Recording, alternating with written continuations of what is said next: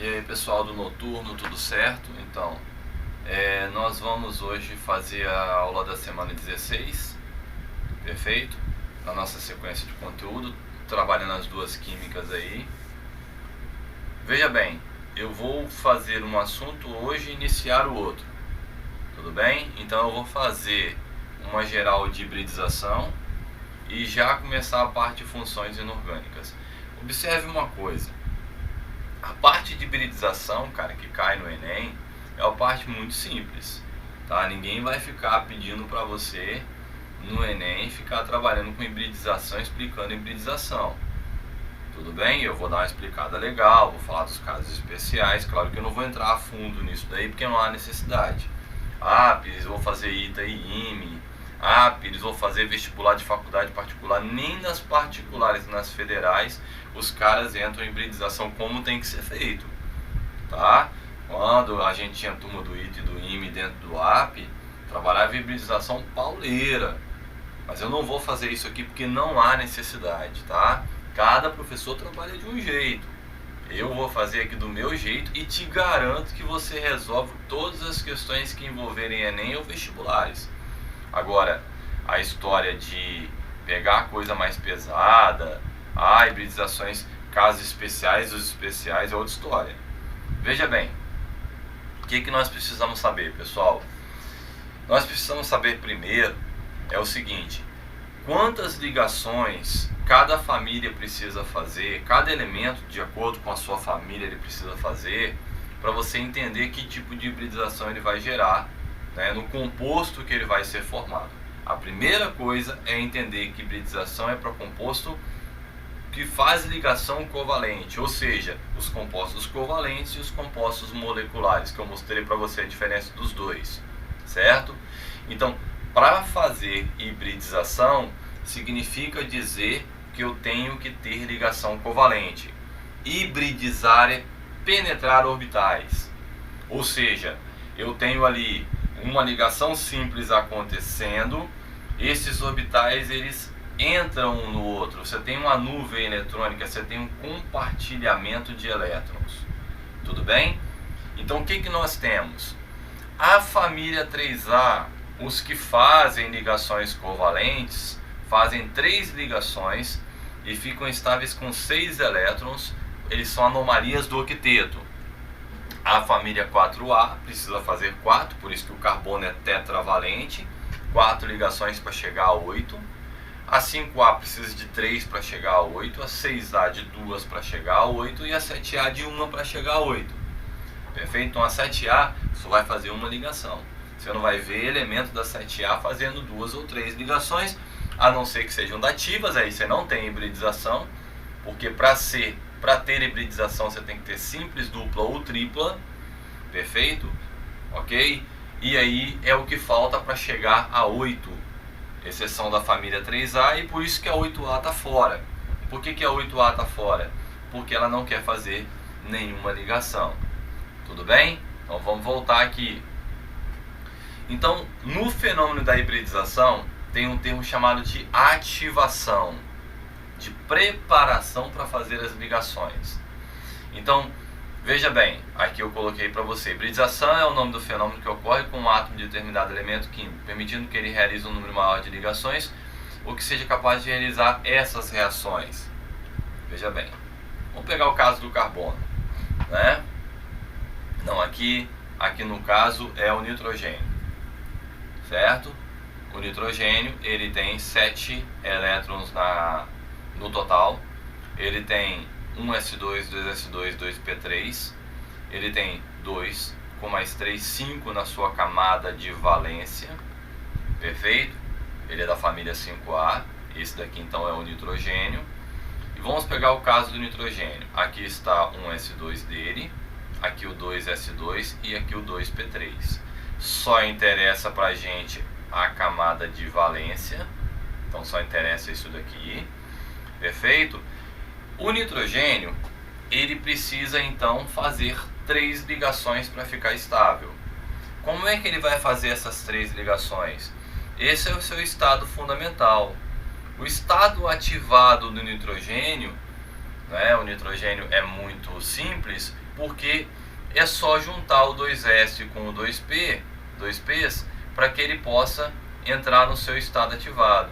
Então ele vai ficar, né? Ele tem S2P3, ele já está preparado para fazer as suas 3 ligações. Então, se ele compartilhar, deixa eu colocar aqui um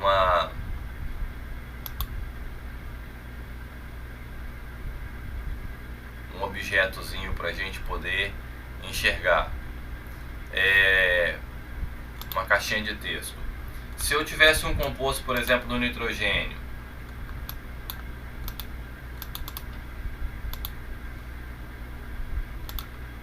vou pegar um composto do nitrogênio aqui, ó, o NH3, a amônia. No NH3, o nitrogênio está fazendo 3 ligações. Uma, duas, vou abrir aqui para fazer a terceira ligaçãozinha, no caso da amônia, certo? Então, se eu mudei de computador aqui, eu estou procurando a tecla, até amanhã eu termino, certo? Vou colocar aqui, ó, a terceira ligaçãozinha aqui.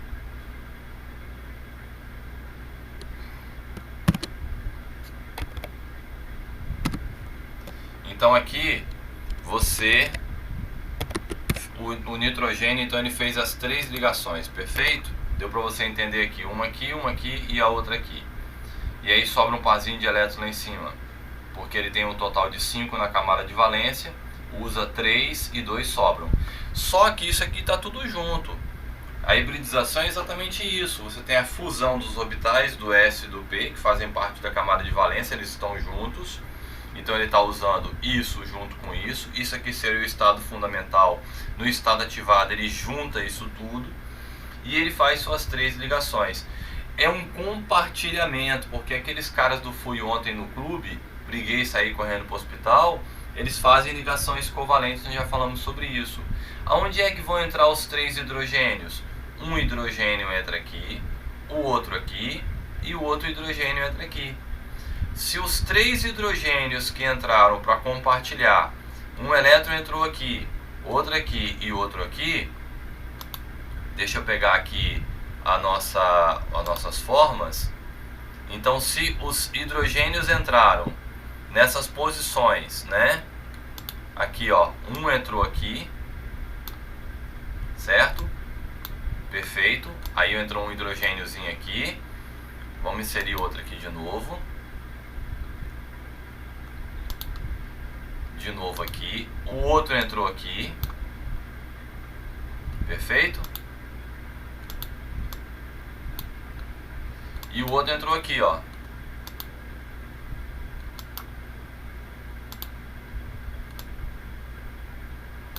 Aqui. É um elétronzinho para cima e um para baixo. Então, um hidrogênio entrou aqui, o outro hidrogênio aqui. Deixa eu colocar a caixinha de texto para você entender. Vou escrever aqui, ó, o H. Aí.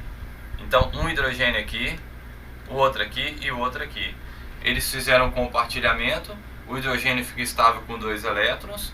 O nitrogênio ficou com 8. Ó, 2, 4, 6, 8. Qual a hibridização do nitrogênio? sp3. Pô, Pires, por que é sp3? Porque ele usou um S e os 3 P's para fazer a ligação. Perfeito? Nós temos hibridização sp3, sp2 e sp. A hibridização, a gente vai tocando essa bola aí, mas observe o seguinte, sabe o que você tem que saber de hibridização? Você tem que saber o seguinte: toda vez que o composto só fizer ligação simples, toda não, porque nós temos exceções, mas quando fizer somente ligação simples, a hibridização é o que? sp3, como você viu anteriormente. Você viu que o nitrogênio só fez ligação simples. Volta lá comigo. Por que ele fez só ligação simples? Ele fez 3 ligações simples com o nitrogênio. Se ele só fez ligações simples, qual é a hibridização dele? sp3. Quando faz uma dupla, seja carbono, seja quem for, nitrogênio, oxigênio, sp2, ok? E se ele fizer uma ligação tripla, sp? O carbono pode fazer duas duplas. Se ele fizer duas duplas no mesmo carbono, também vai ser sp. Cara, decore isso aqui. Decore isso aqui que você faz qualquer questão. Isso são os ângulos. Você já aprendeu isso com o Jorginho. Então decora que simples sp3, dupla sp2, perfeito? E tripla sp. Duas duplas juntas no mesmo carbono, sp. Morreu. Decora os ângulos. 109 graus e 28 minutos, 120 graus, 180 graus, 180 graus. Essa do carbono serve para todo mundo da tabela periódica. Perfeito? A não ser para o berílio e para o boro. Observe o seguinte. Olha o caso do carbono. O carbono, ele é S2P2 no seu final, na sua última camada. Então ele é 1S2, 2S2, 2P2, perfeito? Então o carbono tem 2S2, 2P2. Esse é seu estado fundamental, ou seja, é a sua distribuição eletrônica do carbono normal. O carbono tem que se preparar para fazer as suas ligações químicas. Ele vai para o estado ativado. Ele tira um elétronzinho do S2, porque está todo mundo junto, está agora fundido, tá vendo? Ó, isso daqui está fundido agora, está junto, está unido. Para se preparar para fazer a ligação química, ele tem que preparar 4 orbitais para fazer 4 ligações. No entanto, ele só tem 3 orbitais preparados. O que ele faz? Ele tira um elétron do S e joga para o P. Ele agora tem 4 buraquinhos, 4 orbitais preparados para receber cada um elétron. Perfeito? E aí o que ele faz? Quando ele joga esse elétron para o lado de lá, ele agora está no seu estado ativado. Ele pode usar todos ou separar um desses orbitais. Por exemplo, no caso do metano, que é o CH4, ele vai entrar, vamos lá, deixa eu pegar aqui uma imagenzinha para a gente poder inserir ali, aqui, ele vai jogar um hidrogênio aqui, perfeito?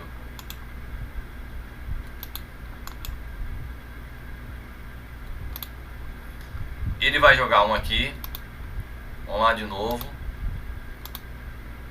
vai jogar outro aqui, outra aqui e outra aqui.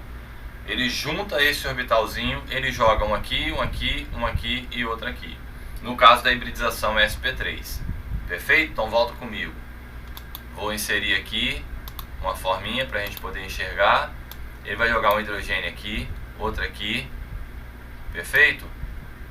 Ele joga CH4. 1, hidrogênio, 2, 3, 4. Ele vai compartilhar, né, 4 elétrons, um elétron com cada hidrogênio, vai ficar estável com seus 8 elétrons. O que ele usou para fazer as ligações, né, no CH4, que é o metano? O que ele usou para fazer as ligações? Ele usou um S e 3 P's. Então, por isso que a hibridização do carbono, se ele só faz ligação simples, é sp3. Agora, e se ele faz uma dupla, como está acontecendo no eteno? Os caras descobriram que ele vai separar um dos orbitais, que não vai participar diretamente da ligação, certo? Porque a ligação carbono-carbono é a ligação dupla, é o chamado P puro, ele separa. A ligação dupla, ela tem uma chamada ligação pi. A ligação pi, ela é pura, ela como se ela ficasse isolada desse processo, porque ela é mais curtinha. Então o que acontece? Ele vai estar usando um orbital S, 2 orbitais P, porque aqui entra um hidrogênio, aqui entra outro hidrogênio, perfeito? Aqui é uma das ligações entre o carbono, porque o carbono faz uma ligação com hidrogênio e a outra com hidrogênio. Um hidrogênio entrou aqui, o outro entrou aqui. Essa outra ligação, né, é essa ligaçãozinha que você está enxergando aqui, ó. aqui vai ser carbono com carbono.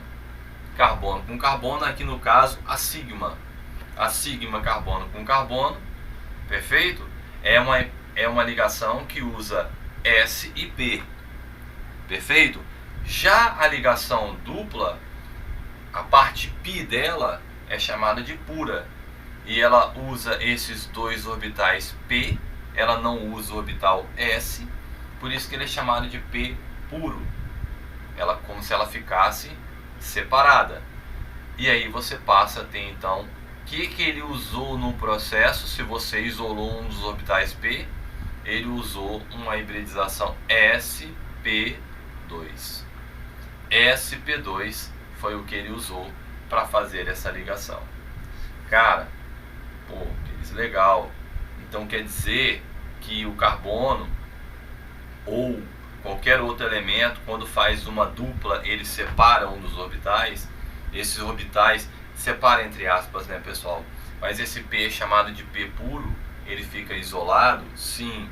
Se ele fizer uma tripla, ele separa dois P's para fazer isso.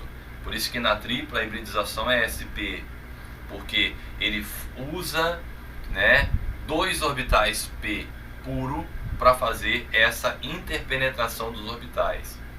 Hibridização é um assunto pano para manga, pessoal. É um assunto que o cara, se você pegar uma videoaula aí de um cara top nesse assunto, dando aula para uma turma de ITA ou IME ou até mesmo de nível superior, você vai ver que hibridização é um assunto bem complexo, certo? Mas assim, pra gente isso é o suficiente, tá? Se você inclusive quiser alguma coisa mais aprimorada, eu fico à disposição. Mas pra gente é o suficiente você entender isso daqui, cara. Entender que ligação simples, composto só fez ligação simples, hibridização dele é sp3. Ah, sp3, por que eles usam isso, Pires? É porque na verdade o hidrogênio ele é S. Se o hidrogênio é S, né, o hidrogênio é S. Se isso tudo é sp3, então fica sp3, sp3. Ah, eu já vi P, o cara falar que era PsP3, é porque o carinha que está se ligando, ele usou parte do orbital dele que é o P, ok? Mas não tem isso, ponto. Esquece. Você vai ver o seguinte: ligação simples sp3, dupla sp2, tripla sp. Isso serve para todo mundo na tabela periódica, salvo exceções. Mas se for cobrado em prova de Enem, de vestibular tradicional, vai ser isso. Eu disse que serve para todo mundo, salvo exceções, porque nós temos dois carinhas, esses dois caem em prova, que são casos especiais, ok? O berílio e o boro. Esses dois você tem que entender, não tem jeito. Ou você decorar, certo? Ou decora ou entende. Berílio, família 2A da tabela periódica. Qual seria a tendência do berílio? Perder 2 elétrons. Família 2A perde 2 elétrons. Só que o berílio, ele é um cara muito pequenininho. O raio atômico dele é muito pequeno. Então, ele controla muito bem seus elétrons. Não tem ninguém na tabela periódica que consiga arrancar elétrons do berílio, pessoal. Nem o flúor. Então, como o berílio se protege muito bem e é muito pequeno, sendo muito pequeno, se protege muito bem, ninguém consegue arrancar dele. Então, quando o flúor ou qualquer elemento chega para o berílio e diz assim: berílio, vou arrancar seu elétron, ele diz: vai não. Não vai não, porque eu sou forte. Mas berílio, eu preciso fazer ligação. Se eu fizer ligação com você, eu vou ficar estável. Eu vou compartilhar com você. Mas você vai ficar com 4 elétrons na camada de valência. E ele diz então que é uma anomalia do octeto. Ele é um caso especial que fica estável com 4 elétrons. O berílio fica estável com 4 e o boro da família 3A fica estável com 6. São anomalias do octeto. Olha o caso do berílio. Esse é o seu estado fundamental, 1s2, 2s2, certo? Aqui está fora, porque isso aqui não é camada de valência. Aqui que é a camada de valência. O que ele faz então? Cara, ele abre o P que está ali depois, porque o P está ali, só que ele não tem elétron dentro dele. Ele excita, ele vai para o seu estado ativado. jogando o elétron para o P. Ele agora criou as duas possibilidades, porque até então aonde é que ele ia fazer ligação se está todo mundo completo, né? Regra de Hund, só cabe 2 elétrons por orbital, um para cima e um para baixo. Princípio da exclusão de Pauling, primeiro você coloca para cima, depois para baixo, certo? Como é que você ia colocar elétron aqui? Aí ele diz, eu tenho que fazer ligação? Espera aí, por exemplo, BSL2, cloro, você quer ligar comigo? Quero, eu preciso de uma ligação para ficar estável, porque eu sou da família 7A. Aí o berílio diz, beleza, cloro, pera aí que eu vou me preparar para fazer ligação com você. E ele vai lá e joga um elétron por ação orbital. E agora esquece isso daqui, esquece isso. Ó, vou até inserir aqui e vou colocar uma forminha aqui para a gente apagar essa figura. Aqui, ó, fazer uma brincadeirinha aqui com você.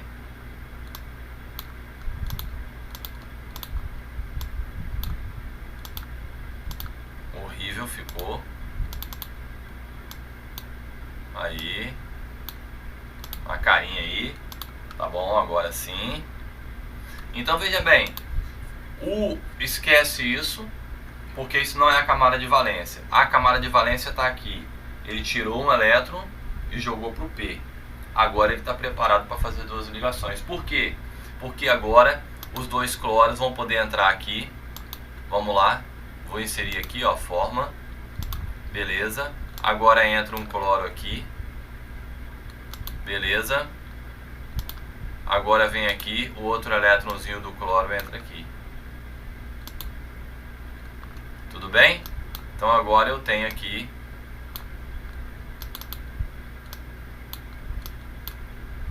os 2 elétrons entrando aqui. Um cloro aqui, outro cloro aqui. Ele ficou com 2, com mais 2, 4 elétrons. O cloro só precisa fazer uma ligação. O que foi usado para fazer a ligação do berílio, pessoal? Um S e um P. Hibridização SP.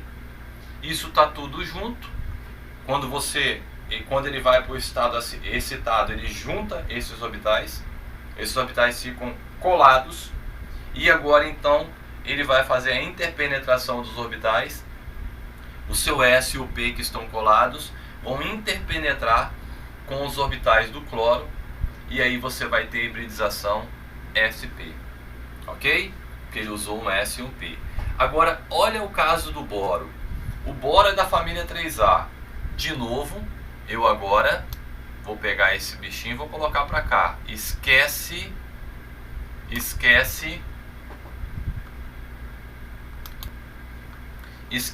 carinha. Esse é o seu estado fundamental. O boro consegue fazer 3 ligações. Como é que ele consegue fazer 3 ligações e ficar estável com 6 elétrons? Ele pega um elétronzinho do S e joga para o P. Ele agora tem 3 possibilidades de fazer ligação. Aqui vai entrar um elétron, né? Então vamos lá. Aqui você vai lá e entra um elétronzinho aqui. Outro aqui.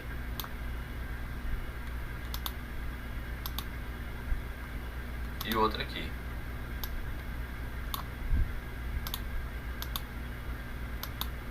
Entrou uma figura errada aqui. Deixa eu voltar lá. Aí. Beleza, ó.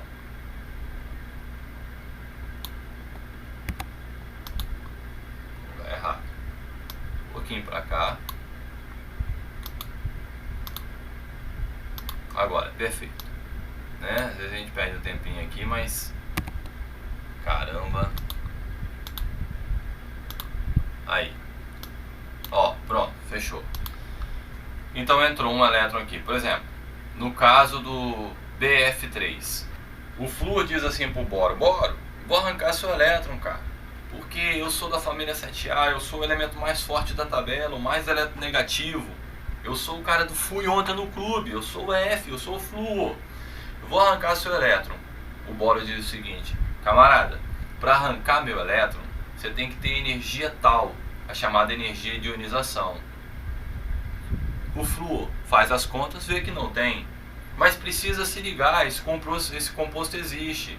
Aí ele diz assim, então vamos fazer o seguinte, vamos fazer 3 ligações? Vamos fazer 3 ligações. Você é uma anomalia do octeto, a gente já sabe disso, você fica estável com 6, então vamos fazer 3 ligações. O boro, peraí, eu tenho que me preparar para isso. Aí ele vai para o seu estado ativado, ele tira um elétron do S2 e joga para o P. Isso tudo aqui é a camada de valência dele, que é a última camada dele. Essa está fora. E ele pega do S e joga para o P. Observe que ele usou para fazer as ligações um S e 2 P's. Foi a hibridização dele? sp2. Fechou?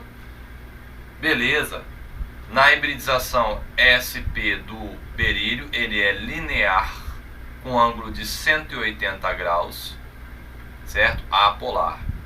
Na hibridização do boro, ele fica com ângulos de 120 graus, trigonal plano, apolar.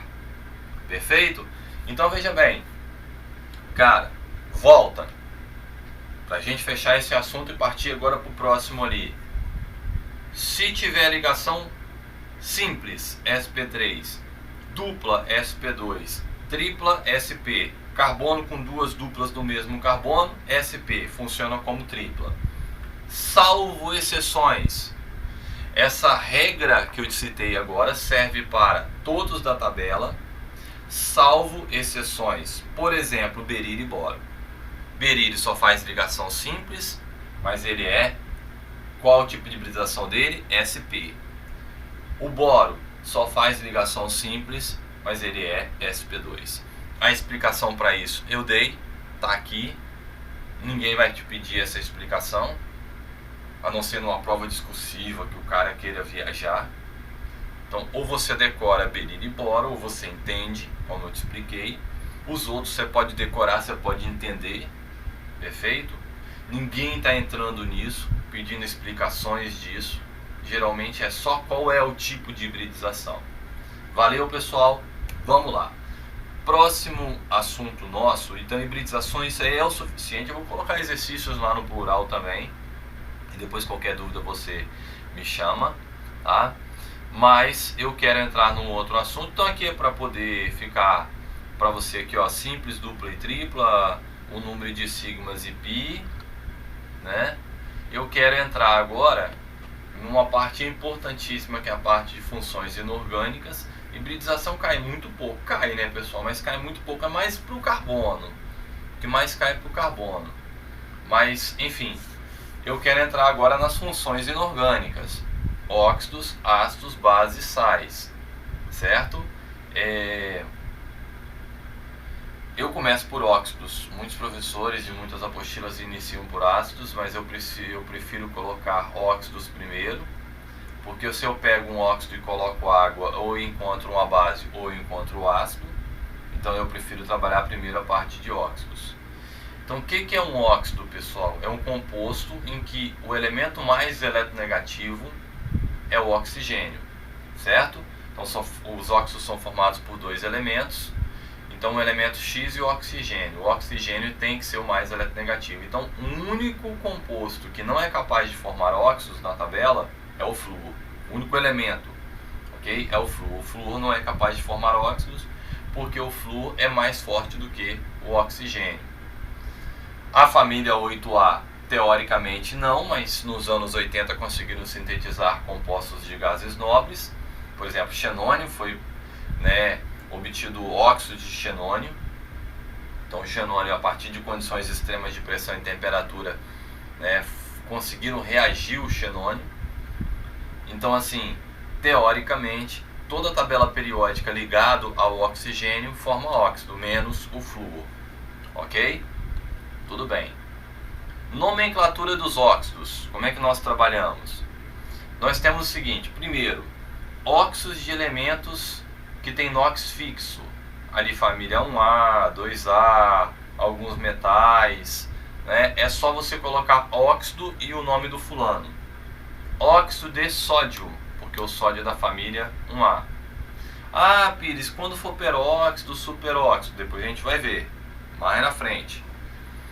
Óxido de sódio, porque o sódio é da família 1A. Óxido de bário, porque o bário é da família 2A. É só óxido e o nome do elemento. Como é que seria o nome desse carinha aqui? Como é que ficaria o nome dele? Seria óxido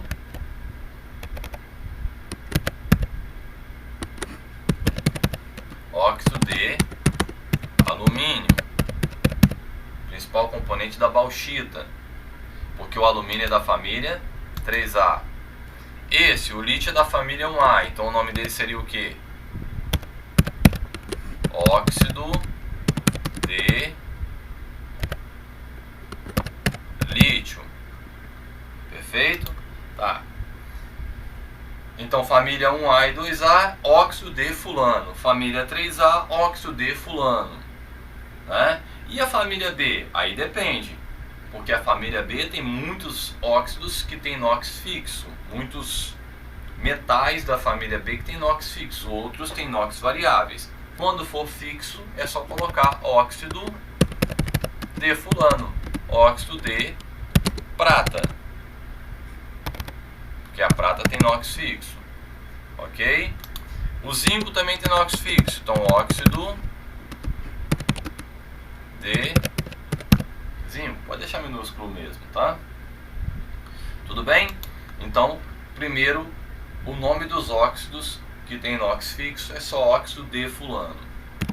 Pires, e quando tem NOx variável, o que nós podemos fazer? Por exemplo, o carbono é da família 4A. Se ele é da família 4A, ele pode ter dois NOx. O carbono, sendo da família 4A, certo? Ele pode ter dois NOx. Ele pode ser, vamos colocar aqui, família 4A. Ele pode ter NOx, essa coisinha,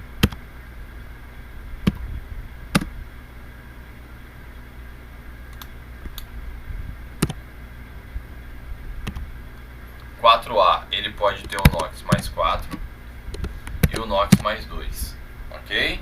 Esses seriam os NOx da família 4A. Depois a gente vai vendo das outras. Você decresce a família. 4A mais 4, mais 2, 0. Ok, 0 não me interessa, mais 4 e mais 2. Então qual é o nome desse óxido? Ele pode ser o nome monóxido de carbono, primeira possibilidade, é o mais comum. Né? Então você pode usar essa nomenclatura monóxido, dióxido, trióxido, quando ele tem NOx variável. Família 4A em diante tem NOx variável, que são os ametais. Muitos da família B também tem, certo? Então, monóxido de carbono, dióxido de carbono, monóxido de nitrogênio, dióxido de nitrogênio, óxido de dinitrogênio, pentóxido de dinitrogênio, teria uma nomenclatura, ok? Igual aqui, ó, trióxido de diferro, porque o ferro não tem NOx fixo, né? Monóxido de ferro. A outra aqui seria o que? Esse carinha seria o que? Monóxido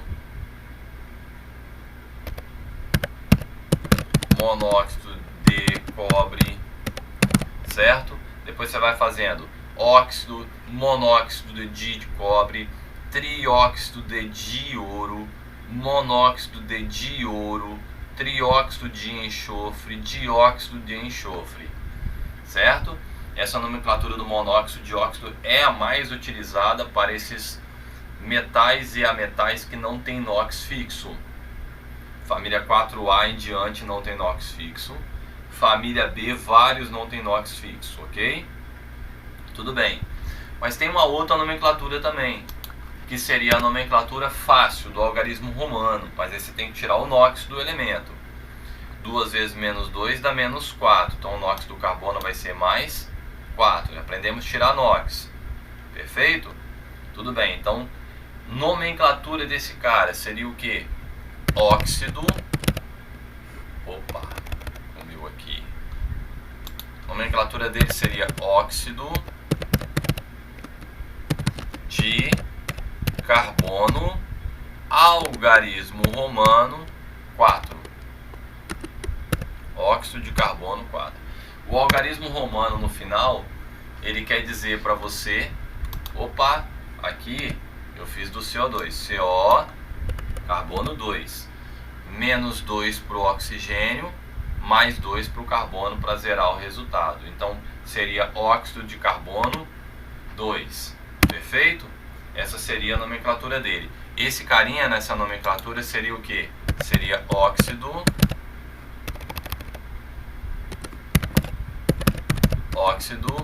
de carbono, esse sim o carbono 4. Óxido de carbono 4, que seria o NOx desse carbono. Perfeito? Então, nessa nomenclatura de você colocar o algarismo romano no final, é de acordo com o NOx. Esse algarismo romano já é o NOx desse elemento na fórmula. Uma outra nomenclatura um pouquinho mais difícil seria usar o ico e o uso. Esse seria então, o nome dele seria o que? Óxido. Esse seria óxido carbonoso. E esse daqui, que é o maior, porque é o NOx mais 4, seria o óxido carbônico. Por isso, gás carbônico. Certo? Então, são 3 as nomenclaturas que podem ser usadas para quem tem NOx variável. A nomenclatura mais fácil de todas, monóxido, dióxido, trióxido. Essa que você conta a quantidade de oxigênios que tem e do elemento do lado. 2. A nomenclatura do algarismo romano, que você tira o NOx, a partir do oxigênio você descobre do outro elemento, né? Ok? Aqui, por exemplo, o NOx do oxigênio é menos 2, do nitrogênio vai ser mais 2. E depois a nomenclatura do ico e do uso. Ok? Essa do ico e do uso é um pouquinho mais difícil, mas a gente vai ter que aprimorar ela lá para os ácidos. Vamos deixar mais essa nomenclatura de ico-uso, que é usado mais para ácidos lá na frente. Tudo bem? Então, por exemplo, por que o nome desse cara seria trióxido de diferro? Perfeito? Trióxido de diferro. Outra nomenclatura dele, óxido de ferro 3, porque o 3 dele cruzou para cá e o 2 do oxigênio cruzou para cá, ou se você quiser, 3 vezes menos 2, menos 6. Para dar mais 6 do lado de cá, o ferro tem que ser mais 3. Ou ainda, a última nomenclatura dele seria o que? O óxido férrico. Porque é o maior NOx para o ferro. O ferro pode ser mais 2 ou mais 3. Aqui ele é o mais 3. Embaixo ele é o mais 2. Então seria óxido ferroso para esse cara. Aqui seria monóxido de cobre. Ou também uma segunda nomenclatura que seria o que? Óxido de cobre 2. Ou ainda óxido cúprico, porque o cobre em latim é cuprium. Cúprico porque ele é o mais 2, menos 2 mais 2, 0. Aqui o cobre é mais 1. 2 vezes mais 1 mais 2, menos 2, 0. Então seria, nomenclatura desse cara seria monóxido de dicobre, certo? Ou óxido de cobre 1 ou óxido cuproso. Você vai fazer para o ouro áurico e auroso, né? Aqui o enxofre sulfúrico e sulfuroso. Aí você pode usar o nóxido, ou a mais utilizada para esses carinhas aqui seria trióxido de enxofre, dióxido de enxofre. Para os metais que variam, a mais comum é usar o algarismo romano, que seria óxido de ferro 3, óxido de ferro 2. Aqui seria pentóxido de nitrogênio, né? Ou o nitrogênio é um caso especial, né? Eu não vou entrar nisso agora, lá na classificação eu faço, certo? Porque o nitrogênio é um caso totalmente complicado, tem NOx intermediários. Então a melhor nomenclatura para ele seria dióxido de nitrogênio, monóxido de dinitrogênio. Essa é a melhor nomenclatura para ele, é a mais utilizada. Tudo bem? Então esses são os principais óxidos. Essa é uma introdução de óxidos que eu vou fazer com vocês, certo? Então são as 3 nomenclaturas que são utilizadas. Quando você tem NOx fixo, é só você utilizar o nome do composto. óxido de sódio, óxido de bário, óxido de alumínio, 1A, 2A, parte da família B e parte da família 3A tem NOx fixo. Então é só o nome do elemento, certo? Óxido e o nome do elemento. Quando ele tem NOx variável, aí você tem 3 nomenclaturas para serem usadas. A do monóxido, dióxido, trióxido, certo? A do algarismo romano e a do ico-uso. Perfeito? Os metais que variam o NOx, a nomenclatura mais utilizada é algarismo romano no final. Óxido de ferro 3, óxido de ferro 2. Os ametais ali da família 4A em diante, a nomenclatura mais utilizada é a nomenclatura do monóxido, dióxido, trióxido. Perfeito? Tudo bem? Então é isso aí. Essa nomenclatura do ico e uso a gente vai aprimorar ela quando a gente for trabalhar ácidos.